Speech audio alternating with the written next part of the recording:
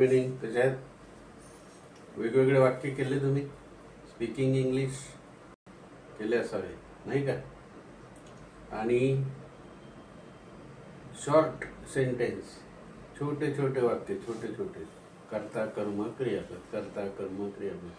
Verb तुम्हाला लिहायला सांगितले, बरेच लिहिले असतील तुम्ही, बरोबर नाही. English is very easy to speak. तुम्ही तुमचं काम करा,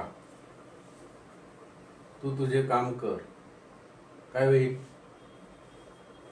तू म्हणजे यू, करणे डू, यू डू तुझे, युअर काम, work, you do your work, आहे का नाही. म्हणजे असं यू डू युअर वर्क, तू तुझे काम कर, यू डू युअर वर्क, है कि नहीं.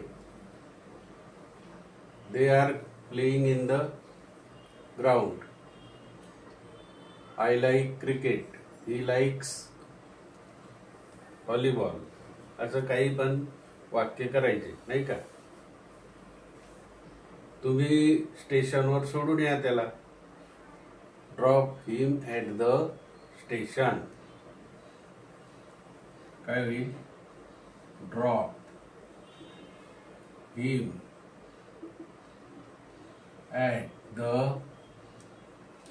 स्टेशन, आहे का नाही. ड्रॉप सोडून या, हिम त्याला, ॲट द स्टेशन, बरोबर नाही. Drop him at the station, drop him at the station.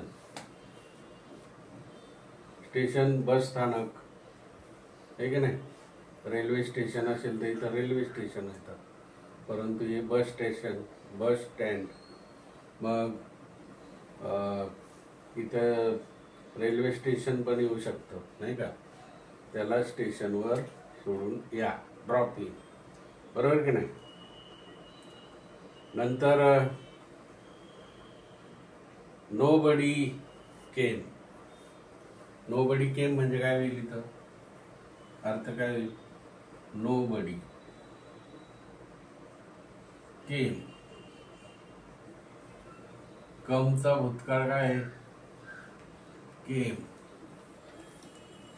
आहे का नाही. पास्ट टेन्स आहे, वर्ब आहे, आणि हा पास्ट टेन्स आहे. Nobody came, nobody came. Nobody done, nobody went, nobody. कोणताही वर्ब घेतला तरी, वाक कोणताही घ्या, नोबडी केम म्हणजे कोणीही आलेलं नाही. कमचा भूतकाळ, पास्ट टेन्स, केम. नंतर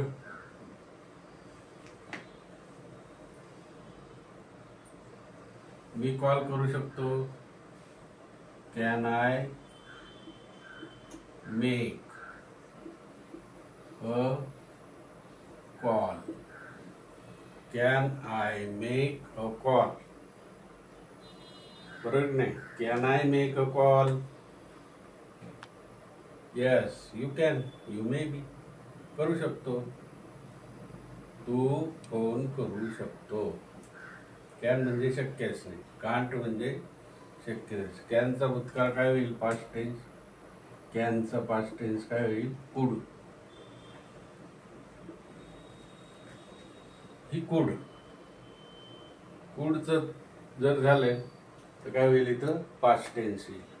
कॅनचा भूतकाळ शक्यच नाही, शक्य नव्हते, आहे की नाही. नंतर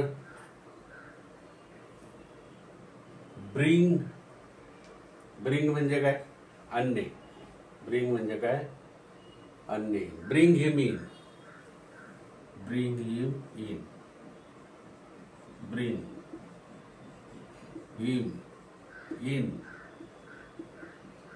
आता त्याला, बरोबर नाही. आणि ब्रिंगचा पास्ट टेन्स तुम्हाला माहिती काय होतो? BROUGHT, brought.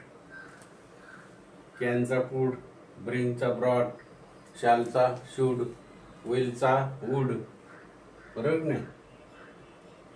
शूड हे काम केलंच पाहिजे. I should have to do that. हे मला केलंच पाहिजे. शूड येतो. I would like to tell you, मला तुला सांगावंच वाटतं.